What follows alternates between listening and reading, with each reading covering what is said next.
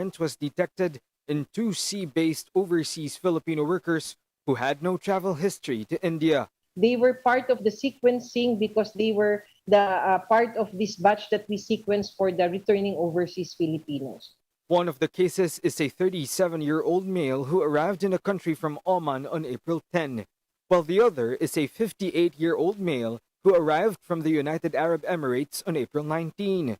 The DOH has clarified that both of them have been tagged as recovered and no longer infectious. The agency is also double-checking the condition of co-passengers during their flights. Dahil ang ating mga kaso naman pagdating ay nailagay na sa quarantine, at tapos nalipat nga po sa isang isolation facility mula na mag-test positive, wala po tayo na-detect ng close contacts. Experts noted that the B1617 variant is more transmissible and more likely to be vaccine resistant. The World Health Organization classified it as a variant of concern after it was detected in at least 46 countries. And it's a limited number of patients, suggesting that there is some reduced neutralization. And as such, we are classifying this as a variant of concern at the global level. 4 variants of concern from abroad have reached the Philippines so far, while one is still being studied. Despite that, the DOH believes there's no need for new protocols aside from strict border control. Currently, all inbound passengers are required to undergo swab testing on their 7th day in the country. Experts have explained that early detection of variants may help the government in choosing vaccine boosters in the future. For now, mukhang okay naman yung epekto ng vaccine sa variants, especially for preventing severe disease. But ginagawa na rin ng mga vaccine companies yung pwedeng maging booster later on. The travel ban on India is still in effect as authorities continue to monitor 5 travelers from the country. At least one of them tested positive for an unidentified variant not classified as being of concern. Meanwhile, samples from the COVID-19 patients in virus-hit MV Athens Bridge will be subject to genome sequencing. For News 5, Greg Gregorio, we are One News. To give us more insights on this new variant in Philippine shores, we have with us one of DOH technical advisors, Dr. Anna Ong Lim. Dr. Ong Lim, this is not the first time, of course, that we've heard the term variant of concern, but at the same time, we're hearing more transmissible. We're also hearing some experts saying that it might get past some vaccines. What are you concerned about? And at the same time, what is there to qualify with the public that has a lot of questions about this variant? Well, Robbie, certainly the news that's coming out of India is very concerning. We're seeing that they have a really huge surge that they're having difficulty controlling. And of course, the concern is if this variant makes its way to the Philippines, then we might encounter the same situation. But I think the context within which we detected this particular variant is quite encouraging. This was actually detected as part of our routine surveillance. The travelers that came in were subjected to our regular protocols. And when they turned positive, their samples were sent for whole genome sequencing, as is our usual process, which detected the B1617 variant. So for me, that means that our system is working. For as long as we comply with the protocols, then we should be able to, we hope to be able to continue to pick up these variants of concern. Now, dahil itong dalawang travelers naman na to ay na-quarantine natin at sila ay nag-comply, wala tayong masyadong problems with respect to identifying close contacts. Pero gayon pa man, kung sakasakalit hindi sila na sumailalim ng maigi sa quarantine, for as long as they were compliant with minimum public health standards, di dapat naiwasan din natin yung pagkalat. So you will see that every step of the way, marami tayong mga safeguards. Kailangan na talagang sumunod lahat para kung makalusot man dun sa isang safeguard, meron pa rin nakasalo o nakaabang na pwedeng mag-contain yung pagkalat ng sakit. But you're talking about safeguards, protocol systems inside the country. What might this variant mean on a policy level, particularly in a question, for example, of travel bans? Should we be looking at an expanded travel ban? Well, that's being discussed, no? Even as we speak, there's so many considerations that need to come into play for this. Um, if we imagine for these two cases, actually, they didn't come from India. They came from elsewhere, no? Oo. So, parang when we talk about a travel ban, we're not actually just imposing a travel ban on India. These two seafarers, actually, their previous, most recent travel was from the Middle East. So, kailangan talaga natin pag-isipan ng maayos kasi hindi lang isang bansa yung apektado dito. Napakarami. And then we compare whether a ban will actually be more efficient in terms of containing this disease or just making sure that the quarantine measures that we're imposing now on all ROFs will be a better system. Dr. Ana Ong Lim, maraming salamat po. The detection of the B1617 variant brings total variants of concern in the country to 4. Tonight's big number is 2,184. That's the total COVID-19 variant cases in the country, which includes the 2 new cases. As of last week, the Philippine Genome Center reported that the country had a total of 1,075 cases of the variant first reported in South Africa. There were 948 infections from the one first discovered in the United Kingdom and 2 of the variants which originated in Brazil. There are 157 of the P3 variant, which was first detected in the Philippines. That variant is still under investigation. These are the other big stories tonight. The country is in its longest recession yet since the Marcos era in the 80s. First quarter GDP shrank 4.5%, marking 5 quarters in contraction. After close to 2 years since the African swine fever outbreak in the country, the president finally puts the Philippines under a state of calamity. And after an outcry from Filipino OFWs, Hong Kong is abandoning plans to make COVID vaccination mandatory for foreign domestic helpers. These big stories after the break.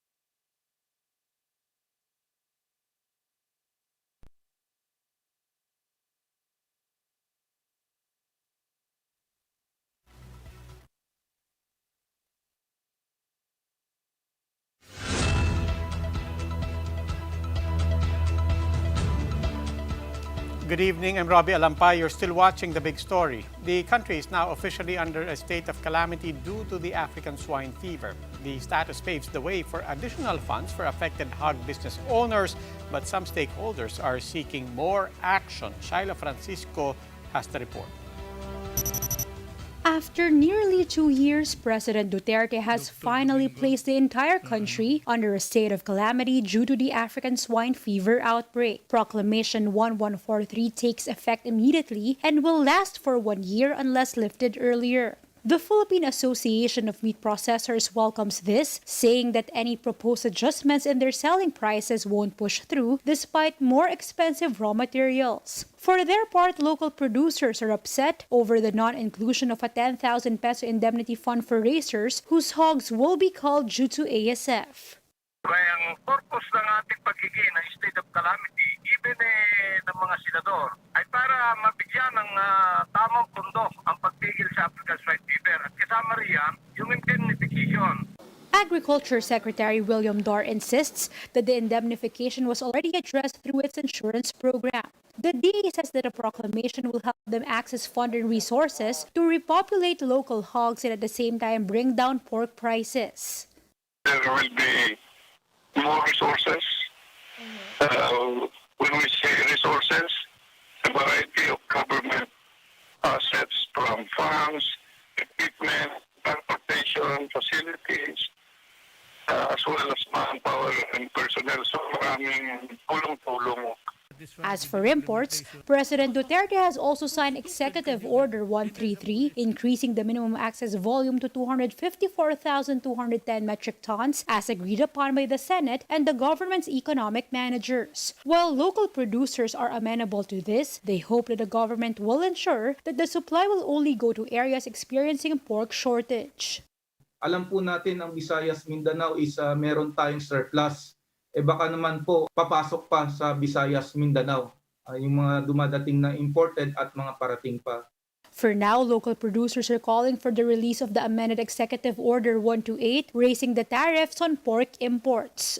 Kung yan i-dribble nila, at tatagal ng 3 buwan, abay, nagkakalukuhan. Galit na naman nila lahat ang magbababoy. Baka sumama magmamano kay Atty. Insyong. Ay magkaroon ng pig holiday at chicken holiday. But the DA said they are not encouraging pork and chicken producers to stage a food holiday and instead they should wait for the amended EO. Shaila Francisco, VR1 News. The Philippine economy continued to contract in the first quarter, prompting the Philippines' longest recession since 1985. Gross domestic product contracted 4.2% in the first 3 months of the year. This is a faster rate of decline from the same period in 2020, but an improvement from the fourth quarter of last year. All major sectors, agriculture, services, and industry declined as business and economic activity suffered pauses due to lockdowns. Economic Planning Secretary Carl Kendrick Chua expects a turnaround by the second quarter. What this experience really shows is that unless there is a major change in how we Duterte says his remark in 2016 claiming to go to the West Philippine Sea to plant the country's flag was purely rhetoric. His clarification comes as criticisms mount over his administration's foreign and territorial policy. Hong Kong has paused plans to make COVID-19 vaccinations mandatory for foreign domestic workers in the city-state. This is after human rights groups, including Filipino OFWs, slammed the policy for being discriminatory. Hong Kong will instead push through with the mandatory testing of around 370,000 domestic helpers working in the financial hub. Former Senator Bobong Marcos is appealing the dismissal of his electoral protest against Vice President Leni Robredo. In a 96-page motion for reconsideration, Marcos urged the Presidential Electoral Tribunal to proceed with his third cause of action. This will nullify votes in 3 Mindanao provinces. The High Court had unanimously junked his protest last February.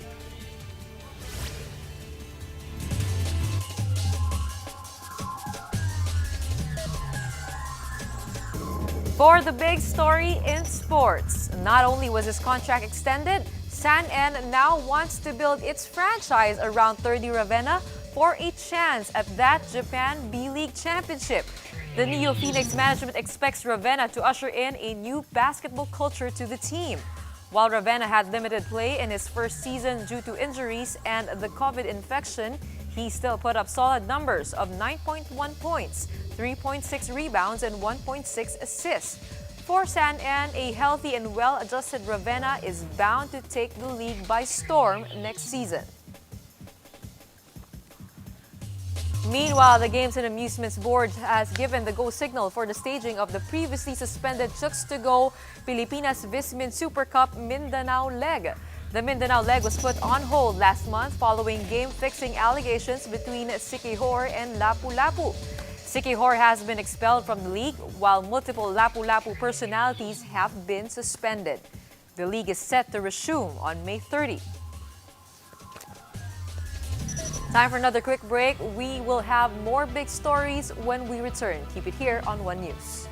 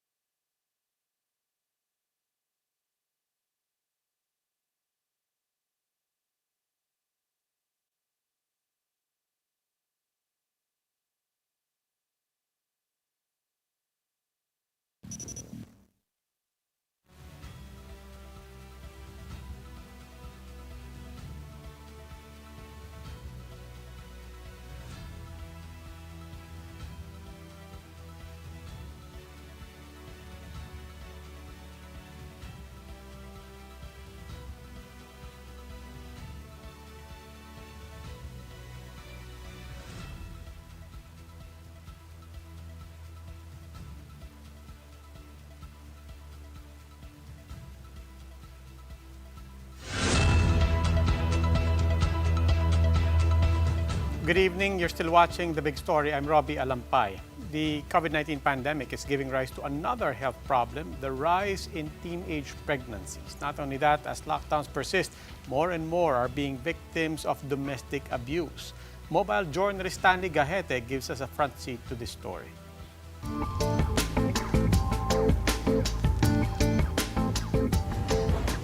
At an early age, Trisha fell in love, then she got pregnant. And her problems escalated when her relationship turned out to be abusive.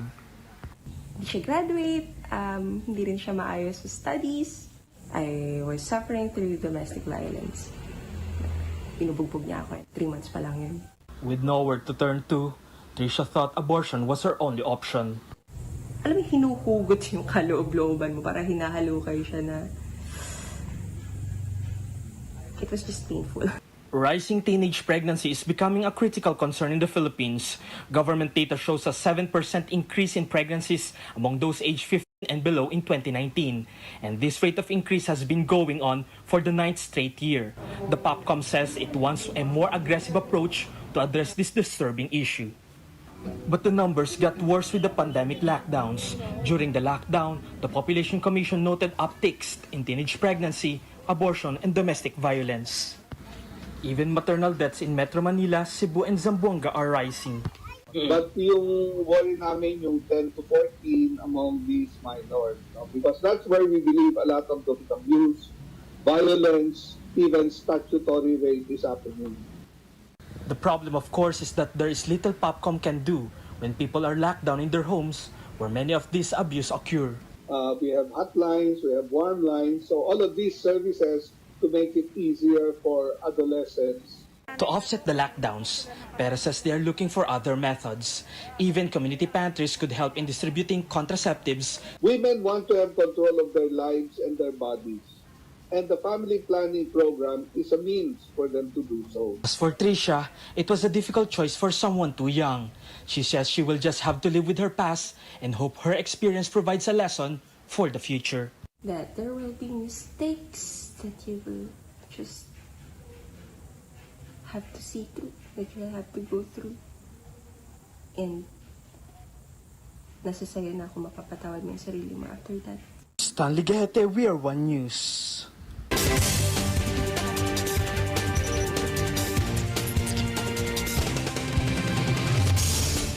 Let's take a look at the biggest stories on print and online.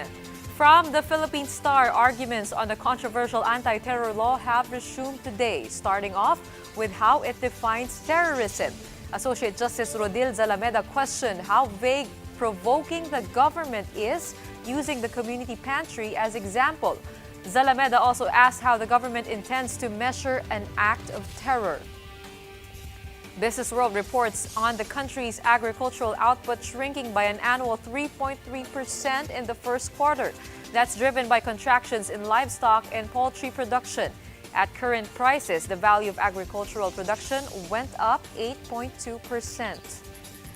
And from News 5, President Duterte visited Cotabato City after Bangsamoro Islamic Freedom Fighters stormed the town of Datu Paglas in Maguindanao. He appealed for the support of local officials and security forces in ensuring peace in the area. BIFF militants occupied the Datu Paglas public market for 6 hours on Saturday while engaging in a firefight with the military. And here are other big stories from around the world. Doctors in India are warning against the practice of using cow dung in the belief that it will ward off COVID-19. In Gujarat, Western India, believers cover their bodies in cow dung and urine in hopes that it will either boost their immunity against or help them recover from the virus.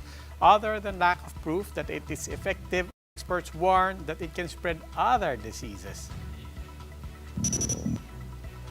And in the United States, regulators have authorized the use of Pfizer's COVID vaccine on children 12 to 15 years old. This widens their inoculation program, which has slowed down significantly. Pfizer is the first COVID-19 vaccine to be authorized in the U.S. for the age group. That is seen as an important step to getting children back into school safely.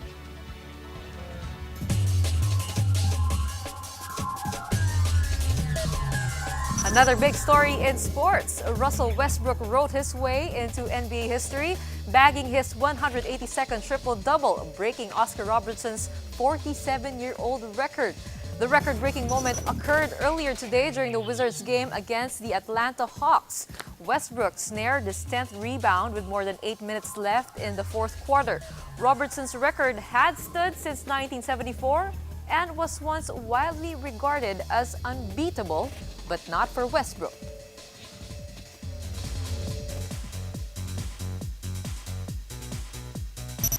Cancelled! The National Broadcasting Company won't air the Golden Globes next year. The awards handler, Hollywood Foreign Press Association, has been in hot water for months. For one, not even one of the 87 member body is black. A Los Angeles Times investigative report had also shown that some members allegedly received preferential treatment.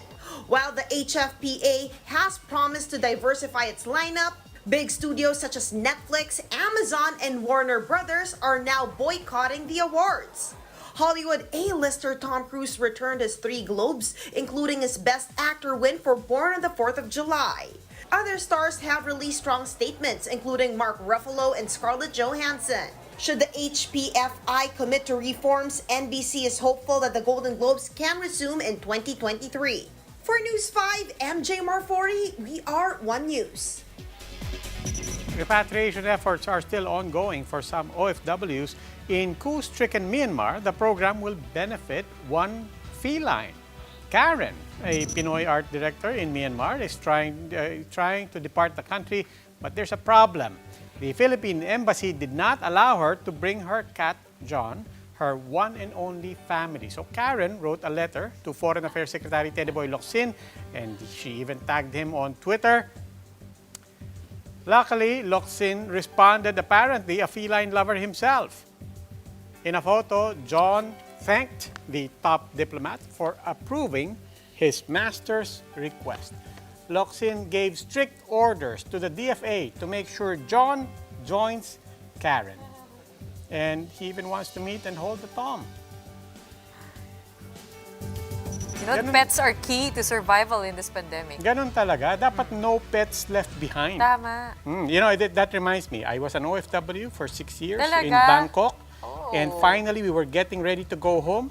Kating-kating na kami umuwi. I had to send my family home and I had to stay behind one more day after 6 long years because I had to stay behind for my dog. Sana all ganyan magmahal.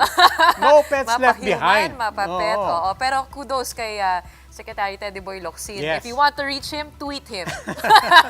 Well, that wraps up today's big story. Catch us again tomorrow at 8 p.m. on Signal Channels 8 and 250. Please like our Facebook page, One News. For more in-depth analysis, visit our webpage, onenews.ph. Mask on.